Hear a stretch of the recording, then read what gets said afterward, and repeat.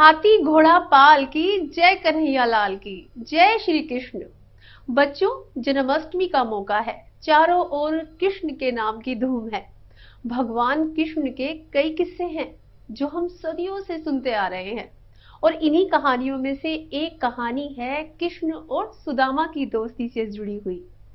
बच्चों, आपके भी बहुत सारे दोस्त होंगे, लेकिन हमें बिना किसी लालच के, बिना ऊंच नीच सोचे समझे अच्छे दोस्तों के साथ दोस्ती निभानी चाहिए। जरूरत पड़ने पर उनकी मदद करनी चाहिए। जानते हो, कृष्ण ने भी अपने गरीब दोस्त सुदामा के साथ खूब दोस्ती निभाई थी। चलिए आज मैं आपको वही कहानी सुनाती हूँ। ये कहानी देखिए और भगवान कृष्ण के जीवन से एक बड़ी सीख लीजिए। दोस्ती की ऐसी मिसाल जो सदियों से सनातन में प्रचलित है।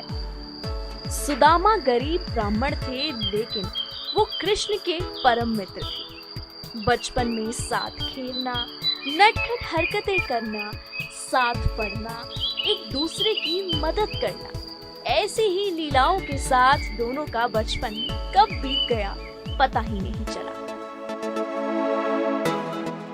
कृष्ण द्वारिका नगरी के राजा थे और सुदामा एक गरीब ब्राह्मण। सुदामा के पास इतने भी पैसे नहीं होते थे कि वो अपने बच्चों का पेट भर सके। एक दिन की बात है, आंखों में आंसू लिए सुदामा की पत्नी ने सुदामा से कहा, हम भले ही भूखे रहें, लेकिन बच्चों का पेट तो भरना चाहिए ना। पत्नी की बातें सुनकर सुदामा को बहुत दुख हुआ। उन्होंने कहा, मैं पूरी मेहनत करता हूँ, अब तुम ही बताओ मैं और क्या करूँ? क्या मैं किसी से पैसे मांगने जाऊँ? आप कई बार कृष्ण की बातें करते हो। आपकी उनके साथ बहुत मित्रता है। कृष्ण तो द्वारका के राजा हैं। आप वहां क्यों नहीं चले जाते? वो आपके मित्र हैं, वो आपकी मदद जरूर करेंगे। सुदामा ने अपनी पत्नी की बात को ध्यान से सुना। उन्हें पत्नी की बात सही लगी।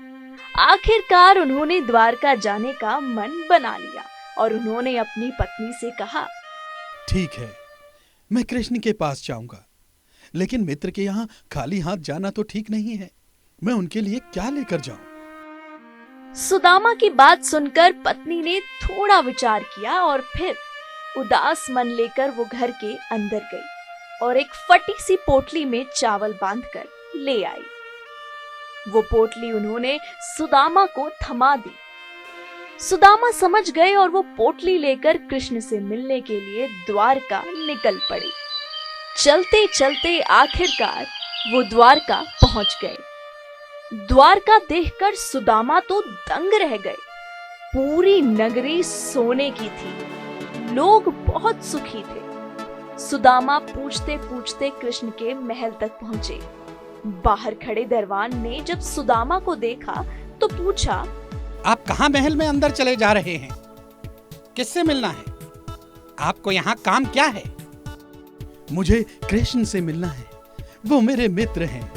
अंदर जाकर कृष्ण को कहना कि सुदामा आपसे मिलने आया है। दरबान ने बड़े गौर से सुदामा को ऊपर से नीचे तक देखा। सुदामा के वस्त्र देखकर उसे हंसी आ गई, लेकिन फिर भी उसने सुदामा का संदेशा महल के अंदर पहुंचवाया। कृष्ण ने जैसे ही सुदामा का नाम सुना, वो खड़े हो गए और सुदामा से मिलने दौड़ पड़े। महल में सभी कृष्ण को हैरत से देख रहे थे कि आखिर कृष्ण इतने बेचैन होकर किससे मिलने के लिए दौड़े जा रहे हैं। महल के बाहर कृष्ण ने जैसे ही सुदामा को देखा तो उन्हें गले लगा लिया।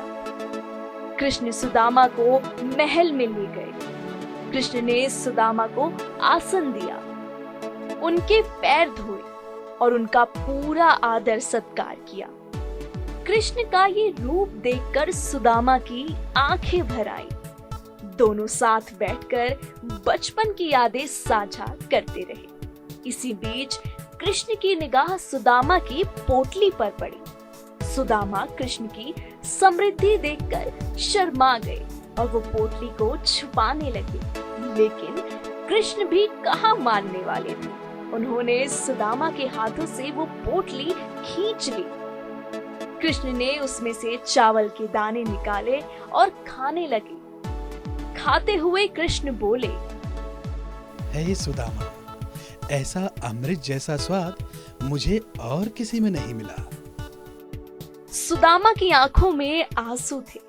आखिरकार दोनों खाना खाने बैठे। सोने की थाली में अच्छा भोजन परोसा गया।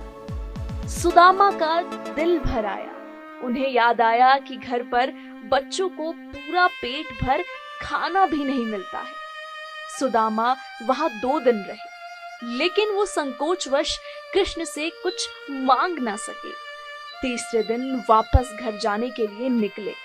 कृष्ण ने सुदामा को गले लगाया और थोड़ी दूर तक छोड़ने भी गए। सुदामा वापस घर लौट रहे थे।